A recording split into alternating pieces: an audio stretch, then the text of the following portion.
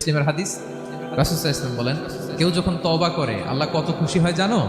ওই ব্যক্তির চাইতে আল্লাহ বেশি খুশি হয়ে যায় যে ব্যক্তি মরুভূমিতে সফরে বেরিয়েছে, সাথে তার বাহন বা উট, ওই উটের মধ্যেই তার পানি বা খাবার, হঠাৎ করে উটটা হারায় গেছে, উট খুঁজে আর পায় না, দৌড়াতে দৌড়াতে হয়রান, কত দৌড়াবে, ধুধু মরু প্রান্ত, কয়েক ঘন্টা দৌড়ালেই তো সে তৃষ্ণার্ত হয়ে মারা যাবে। দৌড়াতে দৌড়াতে হঠাৎ একটা গাছের সন্ধান পেল, ওই গাছের নিচে যে এত ক্লান্ত তৃষ্ণার্ত হাঁপাতে হাঁপাতে ঘুমায় গেছে।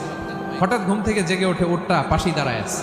সে ঘুম থেকে উঠে তাড়াতাড়ি করে রশি ধরে ফেলছে। উটের রশি ধরে বেচারা এত খুশি যে খুশির চোটে বলতে আরম্ভ করছে, আল্লাহুম্মা আনতা আবদি ওয়া আনা রাব্বুক। আল্লাহ, তুমি আমার গোলাম, আমি তোমার রব।